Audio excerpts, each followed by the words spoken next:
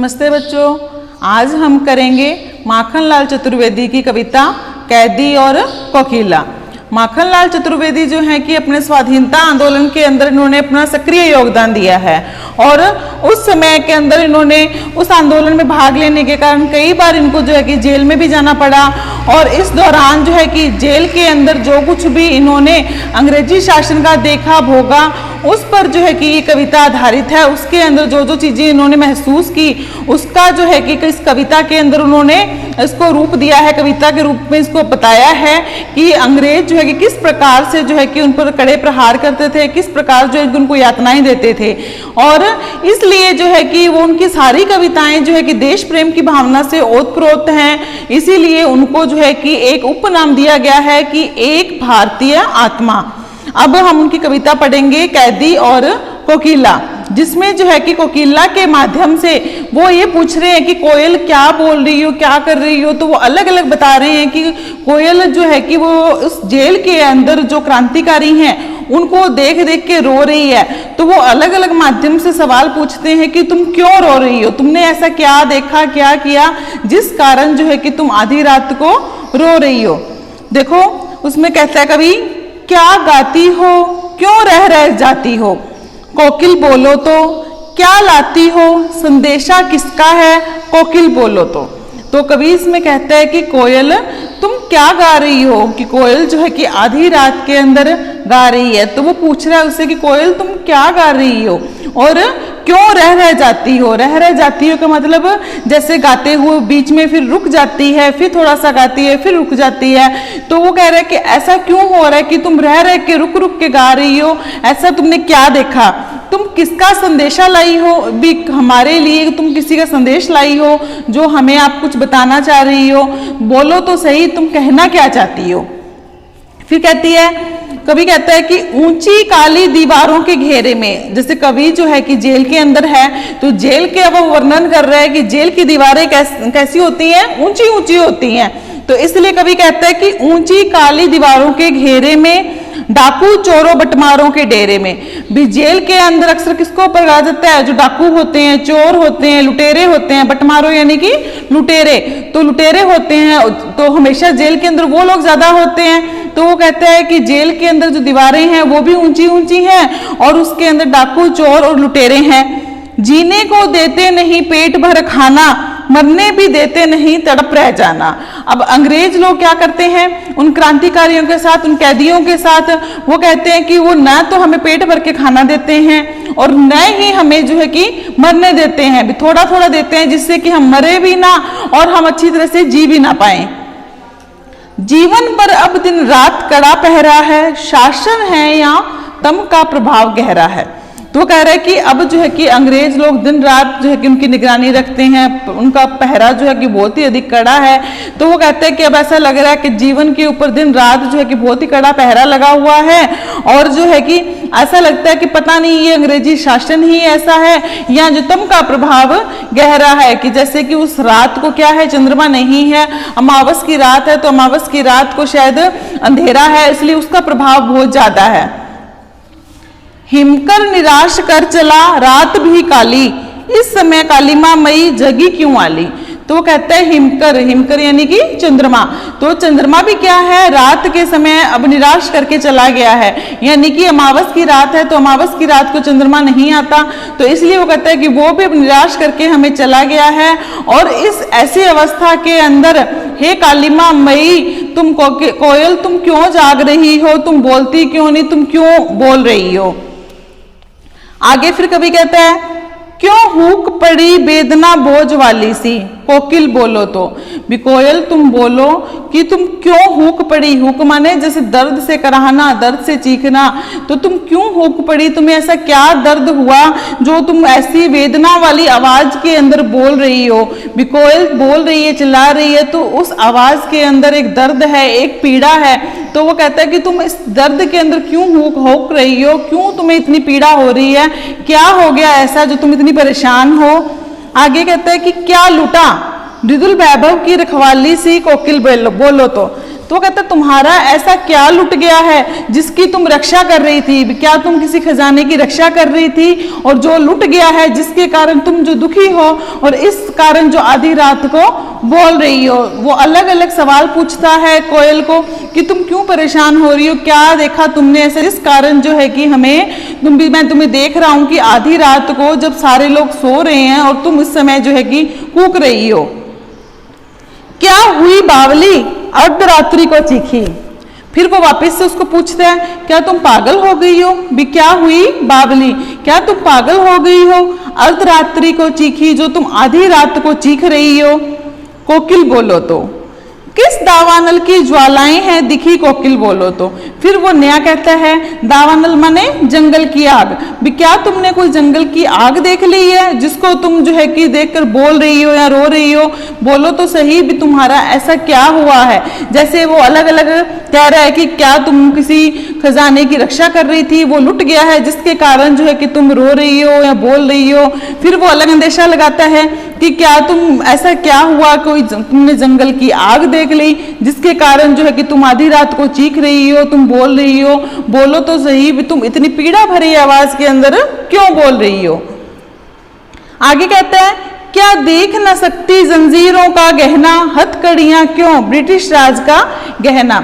अब वो कहता है कि कोयल से क्या तुम हमारे हाथों में हमारी जंजीरों को देख नहीं सकती, भी वो कैदी हैं, कैदी होने के कारण जो है कि उनके अंदर बेड़ियां पहनाई हुई हैं, उन्होंने हथकड़ियां पहनी हुई हैं, तो वो लोहे की जंजीरें पहनी हुई है। उसके लिए वो कहता है कि तुम्हें जो है कि हमारे अंदर जो हथकड़ियां पहनाई हैं, जो बेड़ियां पहनाई हैं, वो क्या है, हमारे लिए ब्रिटिश राज का गहना है। क्योंकि क्रांतिकारी के लिए गर्व की बात है कि यदि वो ब्रिटिश राज के इन औजारों को, इन गहनों को पहनता है, क्योंकि हमारे लिए ये हमें शोभा देते हैं। हम अपने देश प्रेम के लिए, अपने स्वाधीनता के लिए, अपने देश के लिए जो त्याग कर रहे हैं उसके बदले में जो है कि हमें ये गहने मिले हैं। इसीलिए वो कहता है कि कोयल क्या तुम देख नहीं सकती कि हमें जो है कि जंजीरों के गहने पहने हुए हैं, हथकड़ियां क्यों ब्रिटिश राज का गहना। और ये हमारे लिए हथकड़ियां नहीं है जो अपने हाथों में पहन रही हैं, ये हमारे लिए ब्रिटिश राज का एक गहने के समान है जिसको हमने पहना है। कोल्लू का चर्रक चूं जीवन की तान, गिट्टी पर अंगुलियों ने लिखे गान। अब कोल्लू का चर्रक चूं भी कवि कहता है कि जब पानी निकालते हैं कुएं से तो उसकी कोल्लू की चर्रक चूं की आवाज आती है तो हमारे जीवन की वो ही तान बन चुकी है। भी वो बाहरी जीवन से, जो बाहरी लोगों से बिल्कुल अलग हैं, जेल के अंदर वो जिस प्रकार का जीवन व्यतीत कर रहे हैं उसके बारे में बताते हुए कह रहे हैं कि हमारे जीवन में अब क्या है। तो इसीलिए वो कहते हैं कि जो कोल्लू का चर्रक चूं की आवाज आती है बस वो हमारे लिए गाने हैं, वही हमारे जीवन की मधुर तान है। गिट्टी पर अंगुलियों ने लिखे गान है, गिट्टी पर अंगुलियां यानी कि अब वो क्या है, दिन रात काम करते हैं, पत्थर तोड़ते हैं, जिससे जो है कि उनके हाथों पर जो है कि निशान बन रहे हैं। तो वो कह रहे हैं कि हमारी गिट्टी पर जो अंगुलियों ने गान लिख दिए हैं, यानी कि उस चीज की निशानी है कि हम यहाँ पे क्या काम कर रहे हैं। हूं मोट खींचता लगा पेट पर जुआ। अब वो कहता है कि यहाँ पर जो है कि पेट पर जुआ लगा के जिससे जो कुएं से क्या है पानी खींचा जाता है, तो वो पानी भरने का काम करते हैं वहां पे। तो वो कहता है कि जब मैं पेट पर जुआ लगाकर पानी भरता हूँ या मोट खींचता हूँ तो खाली करता हूँ ब्रिटिश अकड़ का कुआं। तब उसे ये एहसास होता है कि वो कुआं नहीं बल्कि ब्रिटिश शासन की जो अकड़ है उस कुएं को खाली कर रहा है। यानी कि ब्रिटिश शासन के लोग जो है कि जितनी ज्यादा यातनाएं उनको दे रहे हैं कैदियों को, तो वो उसको हंस के स्वीकार कर रहे हैं, जिससे क्या है वो और भी अधिक चिढ़ जाते हैं, वो और भी अधिक उनको पीड़ा देते हैं, यातनाएं देते हैं, लेकिन फिर भी वो क्या है वो हंस हंस के सहन करते हैं। इससे वो कह रहा है कि मुझे ऐसा लग रहा है कि जैसे मैं उनकी अकड़ को क्या है ढीला कर रहा हूं, उनका अकड़ का जो कुआं है उसको खाली कर रहा हूं। दिन में करुणा क्यों जगे रुलाने वाली, इसलिए रात में गजब ढा रही आली। वो कह रहे हैं कि दिन के अंदर तो तुम बोलती नहीं हो क्योंकि करुणा नहीं जागती, चारों तरफ शोर शराबा होता है, और इसीलिए तुम रात के समय में जब सब कुछ शांति में है और तुम रात को ये रुलाने वाले गीत गा रही हो और अपने गीतों के माध्यम से बहुत ही अधिक गजब ढा रही हो, यानी क्रांतिकारियों के अंदर एक जोश पैदा कर रही हो। इस शांत समय में अंधकार को भेद रो रही क्यों हो, कोकिल बोलो तो। फिर वो कहता है कि अब देखो रात के समय में, आधी रात की बात है चारों तरफ शांत वातावरण है, सब कुछ सारे लोग सो रहे हैं और जेल के अंदर भी सारे कैदी सो चुके हैं। तो वो कह रहा है कि इस शांत समय में अंधकार को भेद कर मतलब चीरना, यानी कि अंधकार को चीरते हुए तुम क्यों रो रही हो, यानी कि उस अंधकार के अंदर सिर्फ कोयल की आवाज जो है कि गूंज रही है, चारों तरफ उसी की आवाज कूक रही है। तो इसीलिए वो कहता है कि शांत समय के अंदर तुम अंधकार को चीरकर क्यों रो रही हो, कोयल बोलो तो। चुपचाप मधुर विद्रोह बीज इस भांति बो रही क्यों हो। तो वो कहता है कि ऐसा लग रहा है कि जैसे तुम अपनी वाणी के द्वारा, अपने गीतों के द्वारा चुपचाप जो है कि एक विद्रोह के बीज, यानी कि क्रांतिकारियों के अंदर उनको हौसला देने के लिए, अंदर उनको जोश भरने के लिए, जैसे तुम जो है कि विद्रोह के बीज जो है कि बो रही हो, इसलिए जो है कि तुम आधी रात को बोल रही हो। फिर वो कहता है काली तू रजनी भी काली, भी कोयल का रंग कैसा होता है, काला, तो इसीलिए कहता है कि कोयल तुम भी काली हो, रजनी भी काली, रजनी माने रात भी काली है, शासन की करनी भी काली। और यहाँ जो अंग्रेजी शासन है उसके जो कृत्य हैं, यानी कि जो वो काम करते हैं और जो उनको यातनाएं देते हैं, उनका काम भी कैसा है, काला है। काली लहर कल्पना काली। अब वो कहता है कि जब चारों तरफ ऐसा वातावरण हो तो वहां से जो लहरें उठती हैं, मन में जो विचार आते हैं, वो भी सारे के सारे क्या हैं, काले हैं, यानी कि अच्छी चीजें हमारे दिमाग में नहीं आती हैं, सारे विचार जो है कि बुरे आते हैं। इसलिए वो कहता है कि चारों तरफ काली लहर है और उससे जो विचार उठते हैं, उससे जो कल्पनाएं उठती हैं, वो भी क्या है, काली हैं। मेरी काल कोठरी काली। अब वो कहता है कि जिस कोठरी के अंदर, जिस जेल के अंदर उसको बंद किया गया है, वो भी चारों तरफ से क्या है, काली है। टोपी काली कंबली काली, और ऊपर से कवि कहता है कि मैंने जो टोपी ले रखी है उसका भी रंग काला है और जो कंबल ओढ़ रखा है उसका भी रंग काला है। मेरी लो श्रृंखला काली, और उसने जो हाथों में बेड़ियां, जंजीरें जो भी पहन रखी हैं वो भी क्या है, काली है। लो श्रृंखला भी लोहे की बनी हुई है, तो वो कहता है वो भी क्या है, उसका भी रंग कैसा है, काला है। पहरे की हुंकृति की ब्याली, तिस पर है गाली ए आली, और उस पर भी क्या है, भी अंग्रेजी शासन का चारों तरफ पहरा ही पहरा है, दिन रात कड़ा पहरा है। ऐसा लग रहा हो, उनकी पुकार भी एक ऐसी लग रही है जैसे कि कोई सांप की हुंकार हो। ब्याली माने सर्पनी या सांप, और हुंकृति माने हुंकार, तो उनकी जो हुंकार है वो सांप के समान जो है कि जहरीली है। किस पर है गाली ए आली, और उस पर भी क्या है, वो बात बात पर गाली देते हैं। यानी कि कोई छोटी सी बात होती है, कुछ भी कहना होता है, तो वो लोग जो है कि अंग्रेजी राज के लोग बात बात पर गालियां निकालते हैं, बात बात पर गालियां देकर उनसे हर काम करवाते हैं। तो इसलिए वो कहता है कि चारों तरफ हमेशा काली माँ छाई हुई है, चारों तरफ मन में विचार भी काले हैं, और जिस तरफ भी देखो वो सब चीजें काली हैं, और इस पर भी वो लोग जो है कि बात बात पर हमें जो है कि गाली देते हैं। इस काले संकट सागर पर मरने की मदमाती कोकिल बोलो तो।